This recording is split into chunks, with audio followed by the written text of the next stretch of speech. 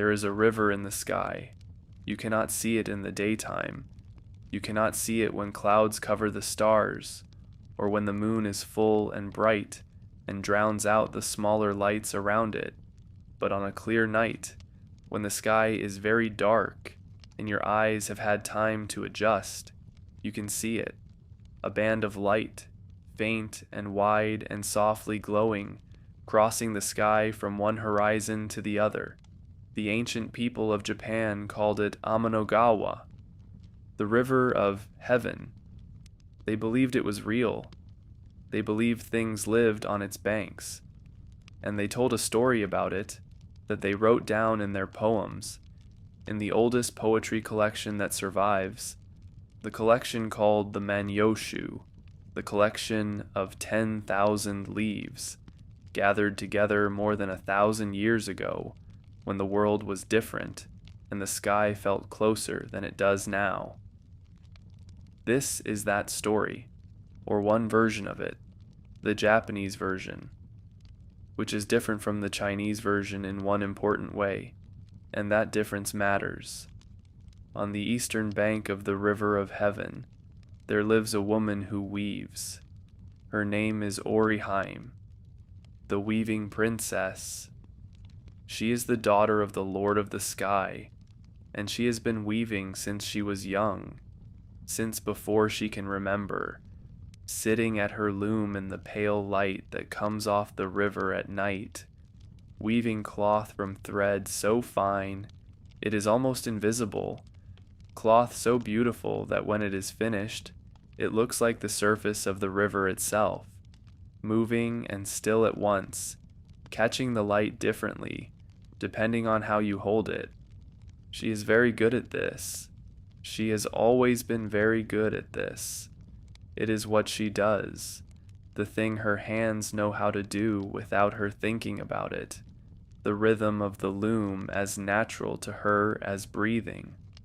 On the western bank of the river, there lives a man who tends cattle.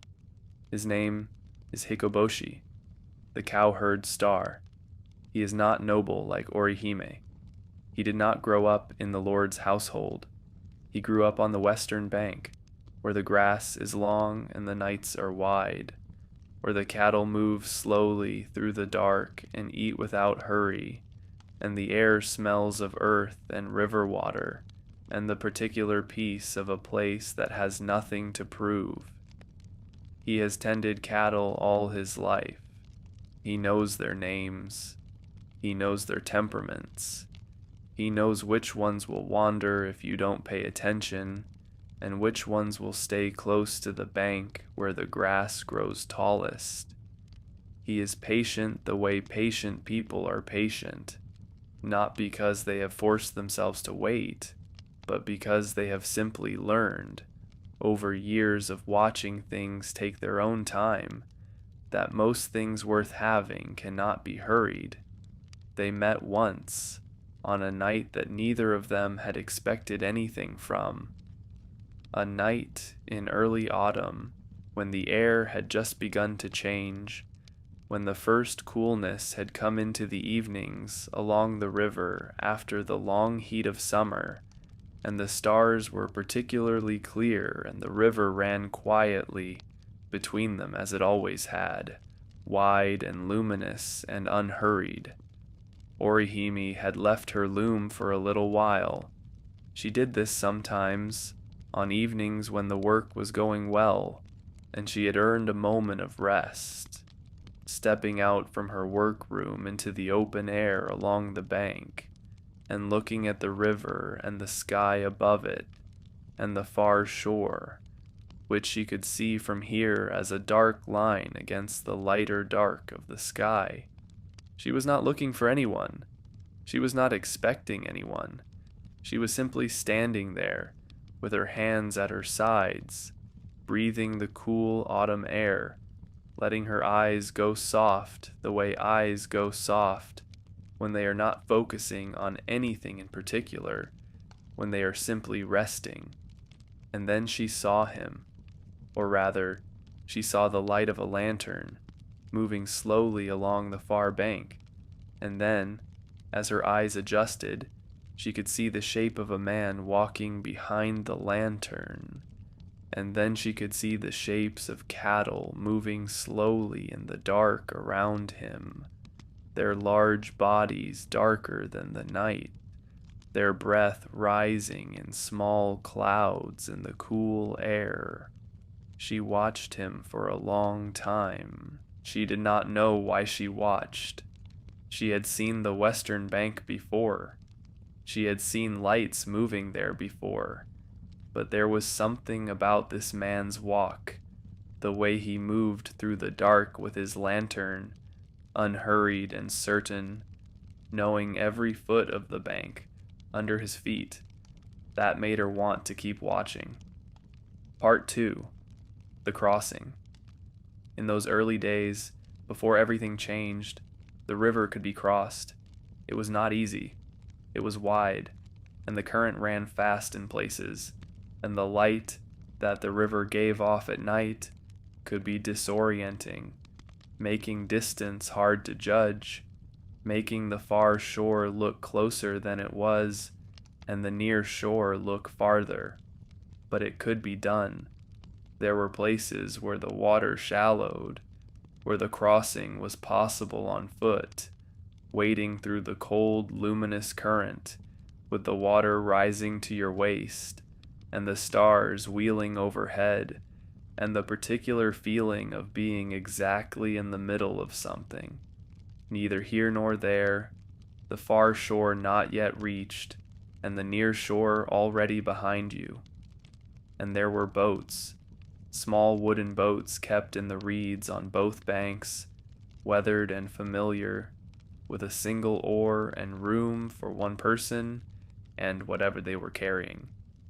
Hikoboshi crossed the river for the first time on an evening in late autumn, shortly after he had seen the light in the workroom on the eastern bank and realized that someone was there, working late, the lamp burning long after the rest of the eastern bank had gone dark. He did not plan to cross. He had not thought about it in advance. He simply found himself at the water's edge one evening, looking at the small boats in the reeds, and then found himself in one of them, rowing toward the far bank, the oar dipping quietly into the luminous water, the sound of it, the only sound besides the river itself. He had no particular reason to go. He had no errand on the eastern bank. He had nothing to bring and nothing to ask for. He simply went, because of the light in the workroom, because of the long evenings alone on the western bank, because of something he could not have named that had been present in him since the night he had seen her standing there, a still figure on the far bank, looking at the water, and had felt, without understanding it, that he wanted to know who that person was. He pulled the boat up on the eastern bank and walked toward the workroom where the lamp was burning. He stood outside for a moment. He could hear the loom, that steady, rhythmic sound, the sound of cloth, being made one thread at a time, patient and unhurried. He thought about turning back. He thought about the long row back across the river, the cold water, his cattle on the far bank needing his attention. He did not turn back. He knocked on the door frame. The sound of the loom stopped. There was a silence, and then Orihime appeared in the doorway, holding her lamp, looking at him with an expression he could not quite read, not quite surprise, not quite recognition, something between the two. He told her his name. He told her he tended cattle on the western bank. He said he had seen her light from across the river on many evenings, and had wondered about it. She looked at him for a long moment. Then she told him her name. She told him she was a weaver. She said she was often here late, because the work went better at night, when it was quiet and the light was steady, and there was nothing to distract her. He asked if he could see what she was making. She considered this for a moment. Then she stepped back from the doorway to let him in. He stood in her workroom and looked at the cloth on the loom. He had seen cloth before. He had seen the cloth the women of the Western Bank made, sturdy and well made, practical cloth for practical purposes. This was different. This cloth seemed to move even when the loom was still. It caught the lamplight and held it differently in different places, so that looking at it was like looking at the surface of the river at night, the same river that ran between their two banks, alive with its own slow light. He said it was the most beautiful thing he had ever seen. She looked at the cloth for a moment, as if seeing it through his eyes. She said it was just cloth, but she said it quietly, as if she was not entirely sure she believed it. Part 3. The year they stopped working. He came back, the next evening, and the one after that, and then the one after that. At first it was just conversation. He would cross the river in his small boat, pull it up on the eastern bank, walk to her workroom, and they would talk while she worked, his voice in the room a kind of company she had not known she was missing. He talked about his cattle. He talked about the western bank, the long grass, the way the river sounded from that side, slightly different from this side, the current moving at a different angle, making a different sound against the reeds. She talked about the cloth, about the particular quality of the thread she was working with now, finer than anything she had made before, requiring more attention, more patience, more willingness to let the work go slowly. The weeks passed. The autumn deepened. The air along the river grew colder. The stars were sharper now, and the river gave off more light, the way rivers seem to give off more light in cold weather, as if the cold clarifies them. He began to stay later. She began to let the loom go quiet for longer and longer stretches, sitting with him by the lamp and talking in the way that people talk when they have found someone who listens in a particular way, who asks questions that are actually questions, and not just sounds to fill the silence, who remembers what you said before, and connects it to what you are saying now. By the middle of autumn, he was crossing the river every evening. By the end of autumn, she was sometimes crossing to his side, sitting on the western bank while his cattle moved in the dark around them, learning their names, learning to tell them apart, which one was which in the darkness by nothing more than the shape of their breathing. She stopped weaving as much, not all at once. The work tapered off slowly, the way any habit tapers off when something more compelling arrives to take its place. First, she would begin each evening at the loom and then step away earlier than usual. Then she would begin later.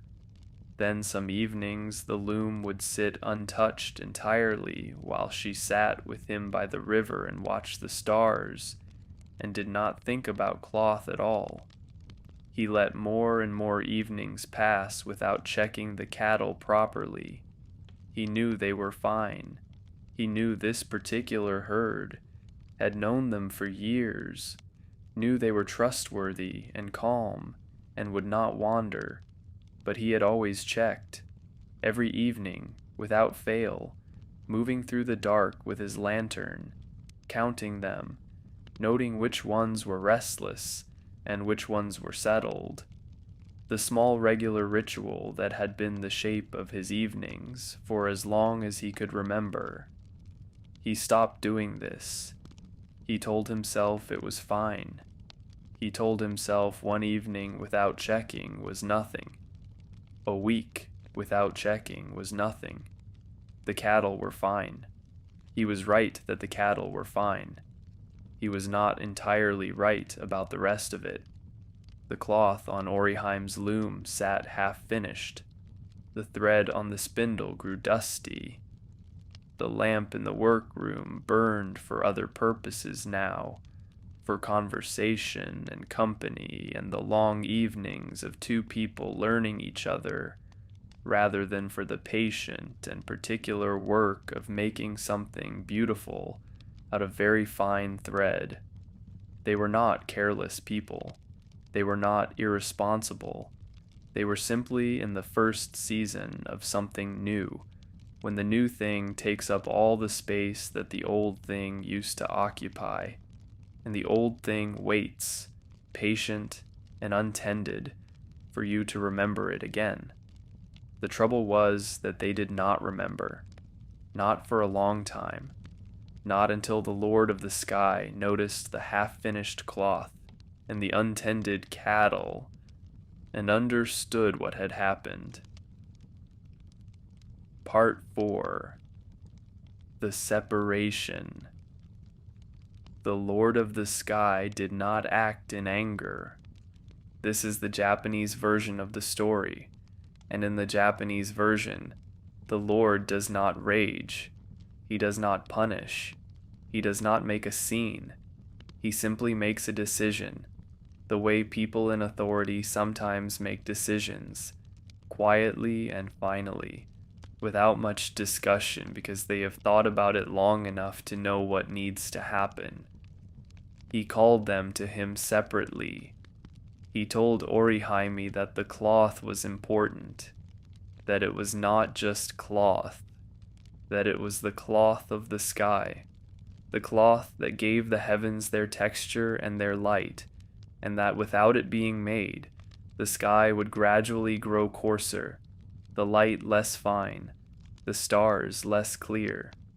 He told her he understood that she had found something important. He told her he was not asking her to give it up. He was only asking her to remember the cloth. He told Hikoboshi that the cattle mattered, that they were not just animals, that they were the cattle of the sky, and that their health and their contentment had something to do with the order of things, with the way the seasons turned and the rain came, and the crops grew on the earth below. He told him he understood what had happened. He was not asking him to be different, he was only asking him to remember the cattle. They said they understood. They said they would do better. They meant it. But they did not do better, because the evenings were long and the river was there, and the lamp burned in the workroom, and he was waiting, and she was waiting, and the cloth and the cattle could always wait a little longer, just this one more evening, just until the end of this conversation, just until the stars had moved a little further across the sky. So the Lord of the Sky made the river wide. He did not drain it. He did not put up a wall. He did not do anything dramatic.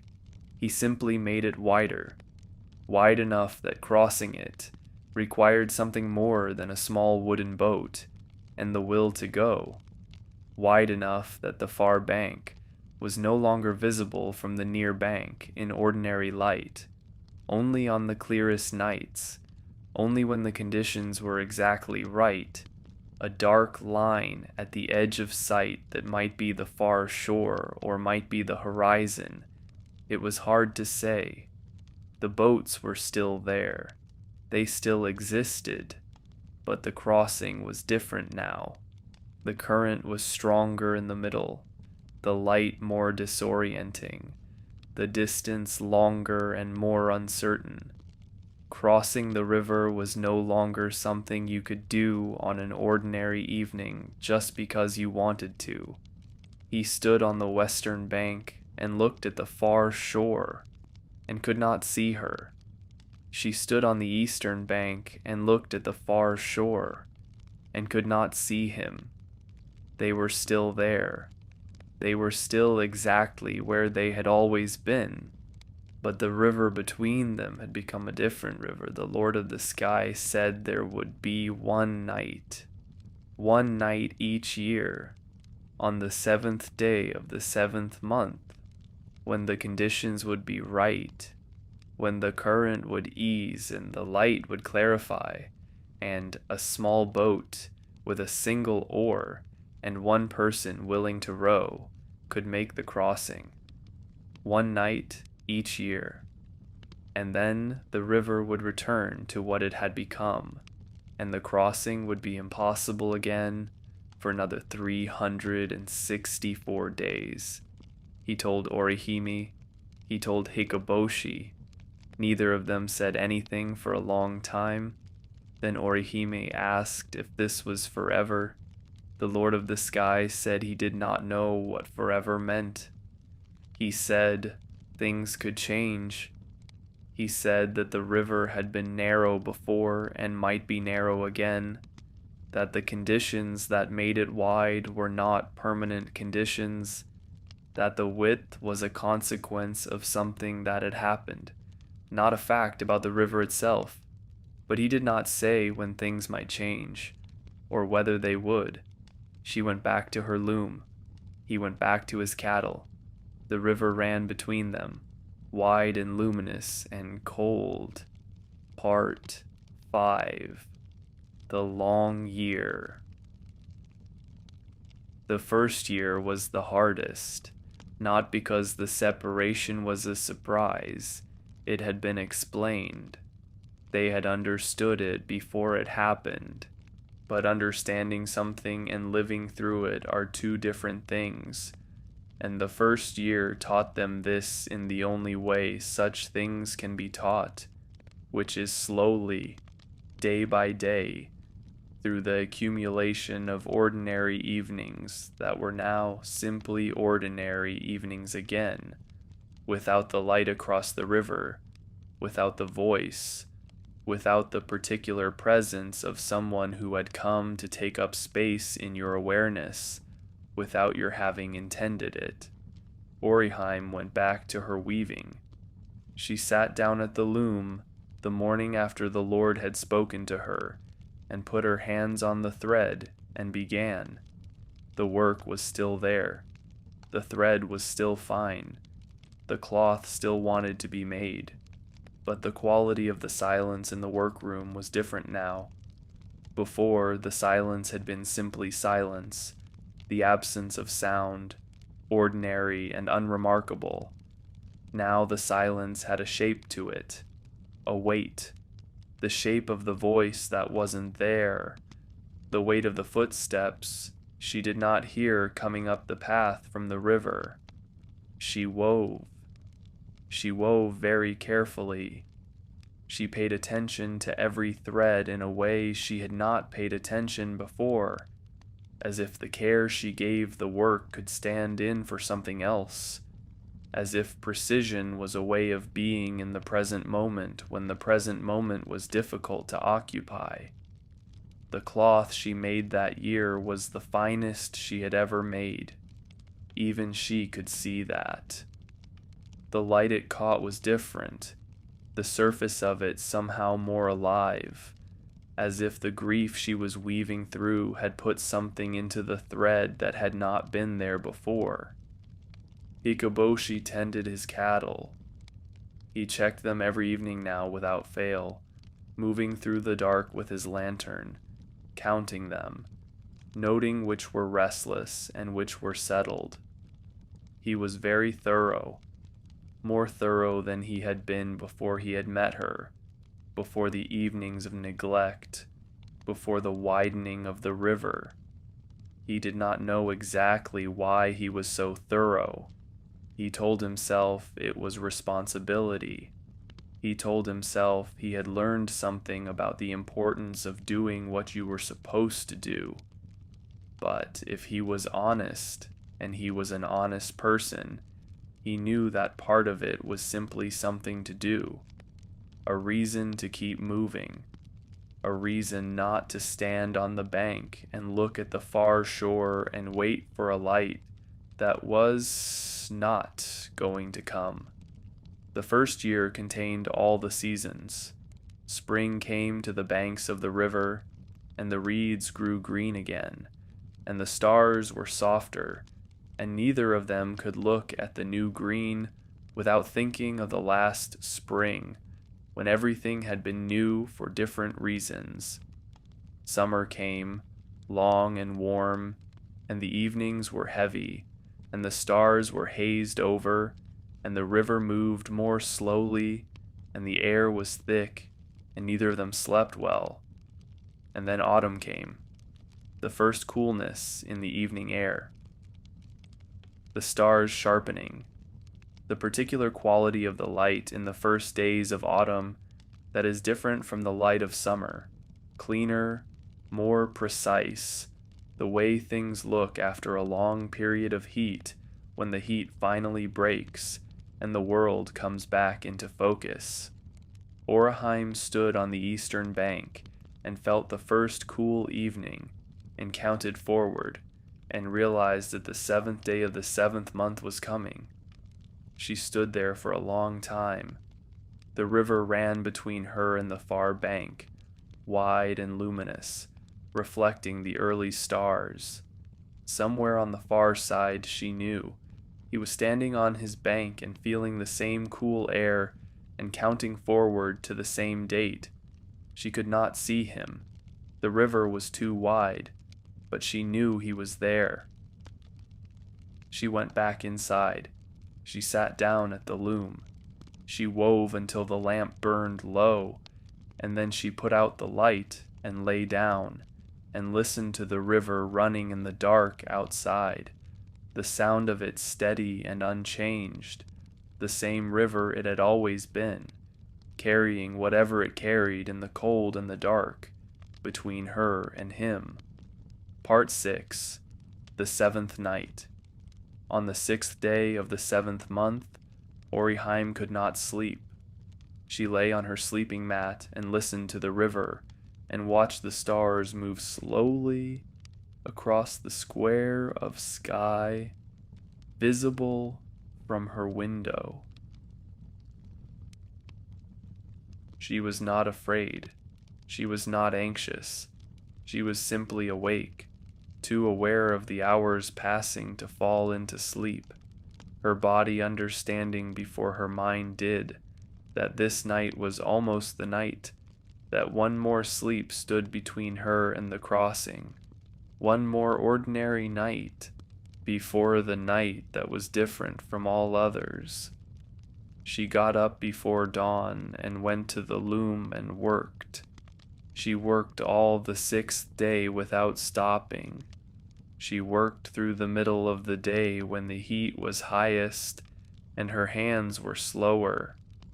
She worked into the evening of the 6th day until the light in the workroom was only the light of her lamp and the stars outside the window. She was not waiting, or rather, she was doing the opposite of waiting. She was filling the hours with the work her hands knew how to do, so that when she finally looked up and saw the stars in their positions, and understood that the 7th day had come, it would not feel like she had simply sat still, waiting for it. The 7th day arrived the way days always arrive, without announcement, without anything changing except the quality of the dark and the position of the stars.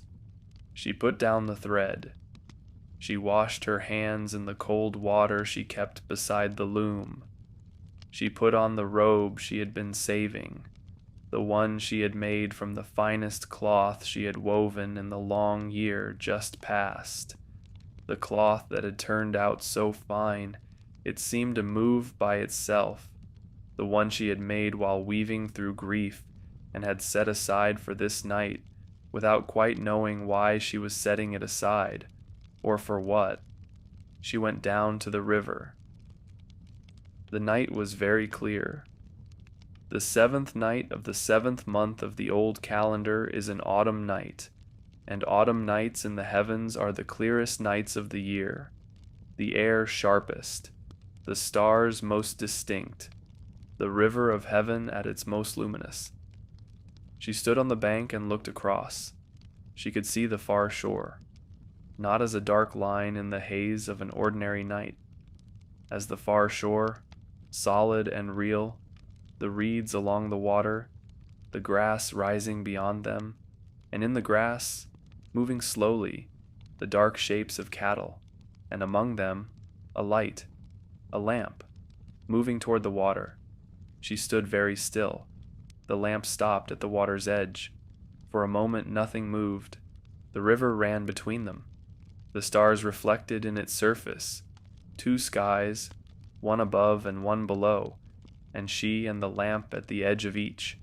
Then the lamp moved again, down to the reeds, into the reeds, the sound of a boat being moved across the water, the particular scrape of wood against wet ground. And then the lamp was on the water, moving toward her. She could hear the oar now, a sound she had not heard in a year, a small, regular sound, the oar dipping into the luminous water, and lifting and dipping again, the sound of someone crossing from one side to the other, steady and unhurried, the sound of someone who knows exactly where he is going, and is not afraid of the current, and is simply going. She waited on the bank. The lamp grew larger. The boat took shape beneath it, a small wooden boat, low in the water, the figure of a man at the oar. She did not call out. She did not move. She simply waited, the way she had learned to wait in the long year since the river widened, with her hands at her sides and her breath slow and the sound of the river all around her. The boat reached the eastern bank. The keel scraped against the bottom. He stepped out. He was the same. He was exactly the same.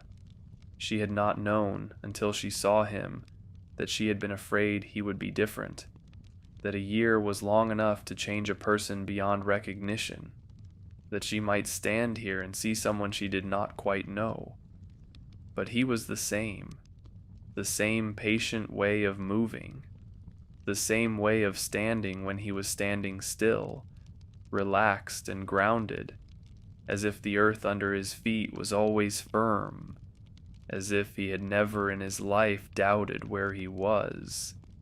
He looked at her. She looked at him. Neither of them said anything for a long moment. Then he said her name, and she said his. Part 7. The night together. They walked along the eastern bank in the dark, not toward the workroom, not toward anywhere in particular, just along the bank, with the river beside them and the stars above, and the sound of the water and the cattle, far away on the western shore, making their low sounds in the dark. They did not talk about the year, not immediately. They talked about small things first, the way people talk when they have been apart for a long time, and the fact of being together again is still so large that there is no room in it yet for anything complicated.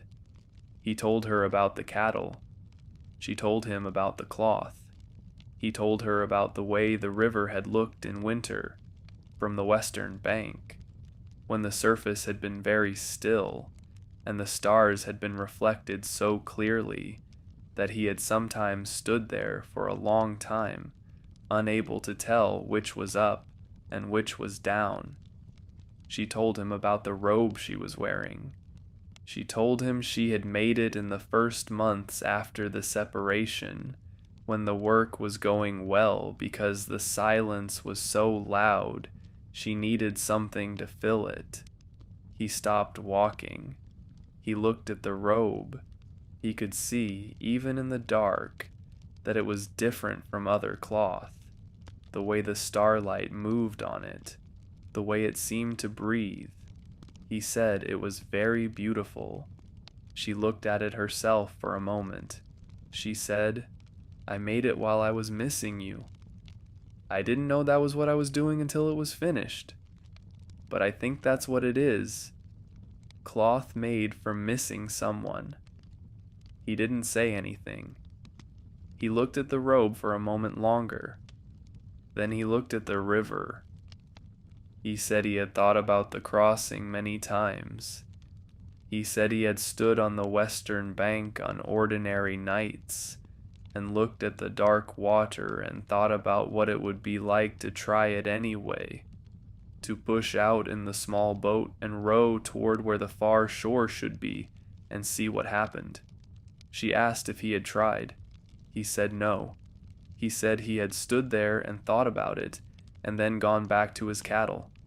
She asked why. He was quiet for a moment.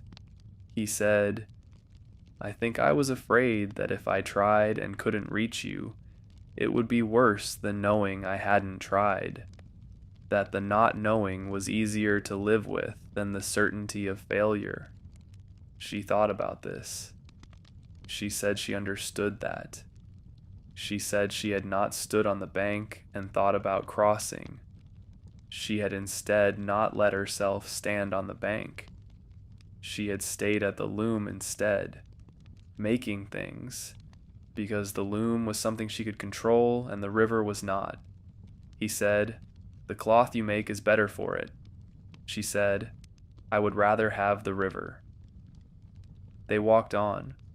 The night moved around them, the stars turning slowly, the river running beside them, the lamp he had brought casting a small circle of light that moved with them and left the dark outside it unchanged.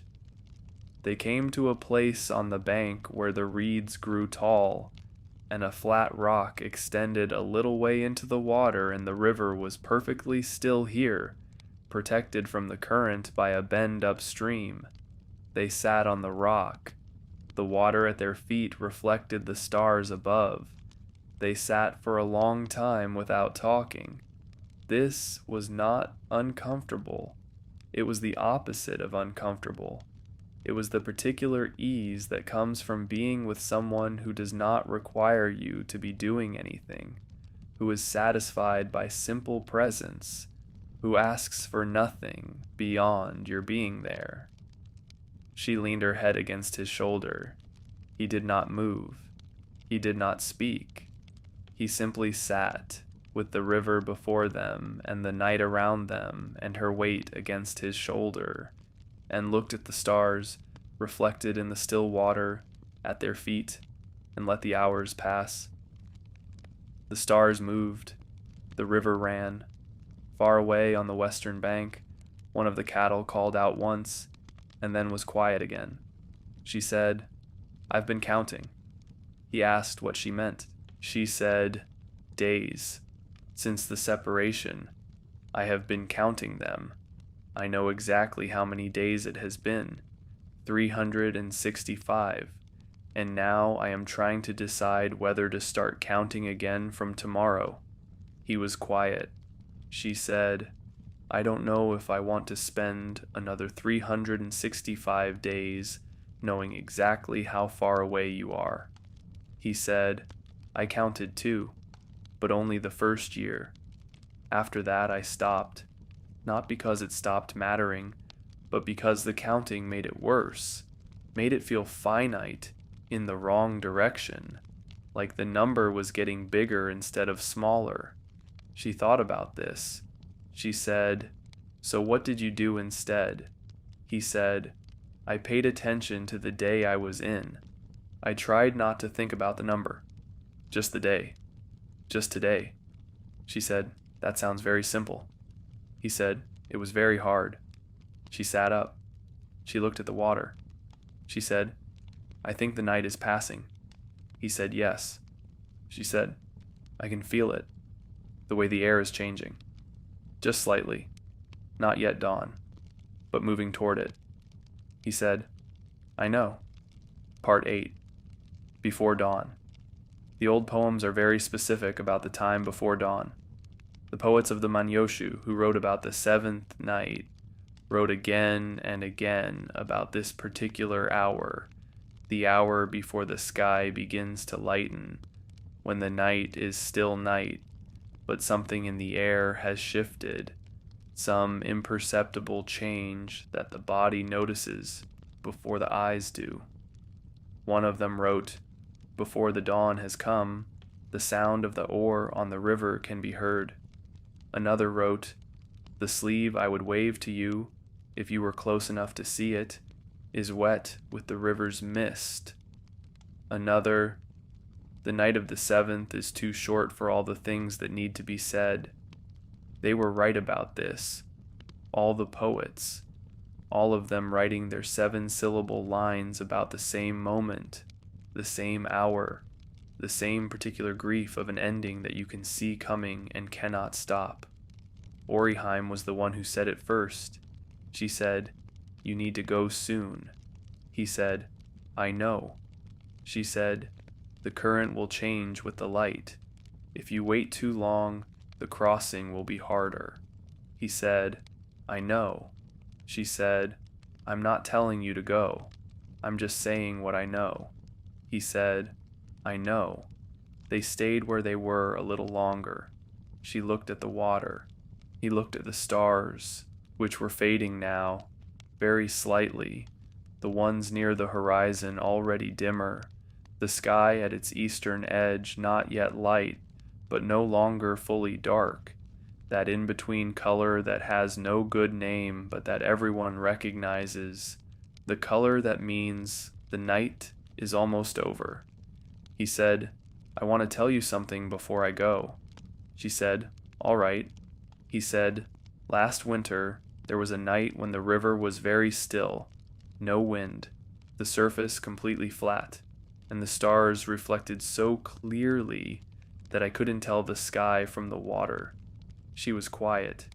He said, and I thought, she is somewhere in that reflection, on the other side of that sky, and the water that is between us is also the sky that is above us. We are separated by the same thing that connects us. She did not say anything for a moment. Then she said, "I had a thought like that too, in winter, weaving very late. I thought, the thread I am making this cloth from comes from the sky, and the cloth will become the sky, and he is somewhere in the sky. So there is a way in which he is present in everything I make." He said, "Yes." She said, "It is a very small comfort." He said, "It is not nothing." She said, "No, it is not nothing." He stood up. He held out his hand. She took it. They walked back along the bank to where his boat was pulled up in the reeds. He pushed the boat into the water. He put the lamp in the bow. He took the oar. He stood in the shallow water beside the boat and looked at her. She stood on the bank and looked at him. She said, "Next year." He said, "Next year." She said, "I'll be here." He said, "I know. I'll come." He got into the boat. He took the oar. The boat moved away from the bank into the dark water, the lamp in the bow making a small circle of light on the river's surface. She stood on the bank and watched the light move away. It grew smaller. The sound of the oar came to her across the water, that small, steady sound, the dipping and lifting, growing fainter as he moved further from her shore. One of the old poems says, "I can hear the sound of the oar, the sound of the cowherd crossing the river." Another says, "The morning star rises while I listen to the oar." Another says, "Do not let the dawn come yet. Keep the river dark a little longer. Let him reach the other side before the crossing becomes impossible." The light grew very small. Then it was on the far side. She could see the shape of the western bank in the first gray light of the coming dawn. The reeds, the grass beyond them. The lamp reached the bank. She watched it stop, watched it move up through the reeds. watched it slow as he pulled the boat from the water. Then the lamp was still. He was there. He was back on his bank. She stood on her bank and looked across. The river ran between them, wide and luminous, carrying whatever it carried in the cold gray of the early morning. The sky was beginning to lighten in the east. The stars were dimming one by one. She raised her hand. She held it there for a moment, palm open, facing the far shore. She could not tell if he saw it. The distance was too great in the growing light, but she held it there anyway. Part 9. The morning after. She went back to her loom. Not immediately. She stood on the bank for a while after the lamp on the far shore had disappeared, after he had moved away from the water and back to his cattle and the ordinary routines of his ordinary days. She stood there until the sky was fully light, until the stars were gone, and the river was gray-silver in the morning, until the reeds rustled in the small wind that comes up at dawn. Then she turned and walked back to the workroom. The loom was where she had left it, the cloth half finished, the thread on the spindle. The lamp burned low from the long night of work the day before. She sat down. She put her hands on the thread. The thread was the same. The loom was the same. The workroom was the same. She was not quite the same. Something had settled in her overnight, some knowledge that had not been there before, or had been there but not settled, not fully arrived. The knowledge that the night had happened, that it was real, that it had been worth the year that preceded it and would be worth the year to come. She began to weave. The cloth she made in the year after the first seventh night was different from the cloth she had made before, different from the cloth made in grief, which was very fine but had a quality of tension in it, the tension of a person doing something very carefully as a way of managing what they feel. This cloth was different. This cloth had something else in it, something quieter, something that came from having had what you wanted and then released it and come back to the work. It was still very beautiful. It was perhaps even more beautiful, but it was the beauty of something at rest, not the beauty of something straining. The years passed. They are passing still. There are 364 days between one seventh night and the next, and each of those days contains its own hours, and each of those hours contains its own minutes, and the minutes add up to a number that is very large if you count them, and simply the days of a life if you do not. Orihime chose, in the end, not to count. She had tried it both ways. The first year she counted. The second year she tried not to, and found that the not counting required its own kind of attention, a daily decision not to add to the number, a daily refusal to let the arithmetic become the shape of her days.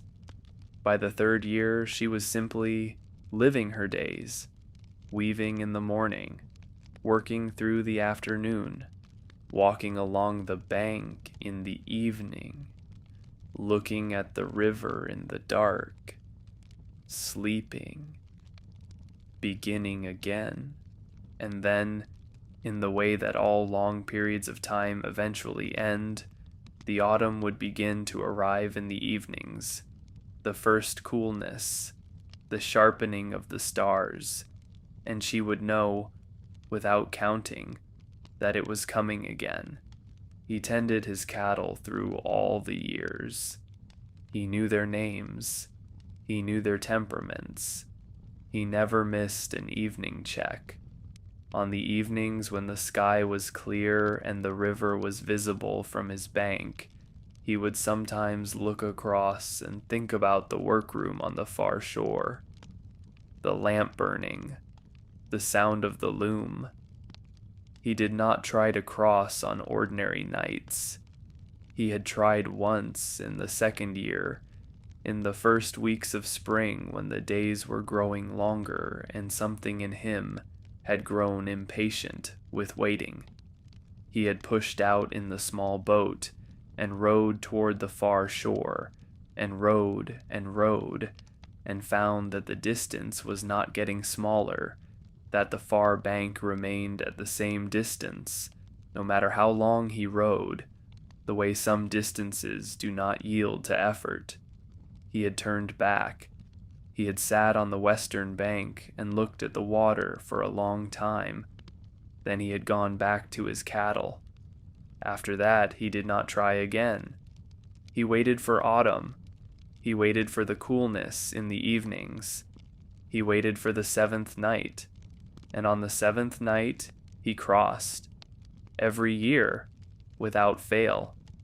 On the seventh night of the seventh month, he was in the small boat, crossing the luminous river, the lamp in the bow, the oar in his hands, the sound of the water and the stars above and the eastern bank growing closer. One of the old poems says, "A year has the love I feel, and tonight it is given." Another says, "Though the night of the seventh comes only once in a year, the waiting is not so long if each day is lived fully." Another says, "I would rather have this one night than 100 ordinary nights with someone I do not love." The poets understood it. The people who wrote the poems in the collection of 10,000 leaves understood what it meant to have something rare and real and true in a world where most things are neither rare nor real nor particularly true. They wrote about the seventh night, not because it was sad, though it was also sad, but because it was the kind of story that tells you something about what matters, about what you return to, about what is worth waiting for, about the particular quality of a thing that comes once a year and cannot be rushed and cannot be held and must simply be received for the hours it lasts and then released when the dawn comes and the oar grows quiet and the boat reaches the far shore and the river returns to what it is on all the other days of the year. A river, wide and luminous and cold, carrying whatever it carries between one bank and the other, between one year and the next. Part 10. The River Now. The people who wrote the poems have been gone for 1,000 years. The collection they put together, the Manyoshu, the collection of 10,000 leaves, still exists. You can read it. You can hold the translations in your hands and read the words that were written by people who looked at the same stars you look at now, the same Milky Way, the same Vega and Altair on either side of it. They called Vega Orihime, the weaving princess, the star on the eastern side of the river. They called Altair Hikoboshi, the cowherd star, the star on the western side. You can find them on a summer night, if the sky is clear enough, and you know where to look. 3 bright stars close together, making what astronomers call the summer triangle. Vega at the top, the brightest, Altair at the bottom right, and between them, that faint band of light, the Milky Way, the Amenagawa, the River of Heaven. The actual distance between Vega and Altair is about 14 light years. 14 years of light traveling at the fastest speed anything can travel. A distance that has no human equivalent. No way of imagining it that makes it comprehensible. And yet, the people who gave those stars their names looked at the sky and saw a weaver on one bank, and a cowherd on the other, and a river between them, and understood something about distance and patience and longing and return. that is not made less true by the fact that the distance is 14 light years rather than the width of a river. The story is still the same story. The cloth is still being made, slowly, carefully, with attention to every thread. The cattle are still being tended, every evening, without fail. The lantern moving through the dark. The river still runs between them, and once a year, on a night in autumn when the conditions are right, and the sky is clear and the stars are at their sharpest, a small boat sets out from the western bank, carrying a lamp and a man with an oar, crossing the river toward the light on the eastern shore. The sound of the oar on the water, that small, steady sound, dipping and lifting, moving through the dark toward something worth crossing for. Let that sound carry you now, wherever you are going, into the dark, into the quiet, into whatever kind of rest is waiting for you tonight. There is nothing you need to do now, nothing to hold, nothing to figure out. The cloth is being made, slowly, in the dark, one thread at a time. The cattle are settled, the grass is long, the night is warm enough. The river runs between everything that is separated and carries between them whatever needs to be carried. On the eastern bank, a lamp is burning. On the western bank, another lamp is burning. Between them, the river. Between them, the stars. Between them, the particular patience of people who have learned that some distances cannot be shortened by effort, only crossed when the time is right, on the one night that is different from all other nights, when the current eases and the stars align, and a small boat and an oar and the will to cross are enough.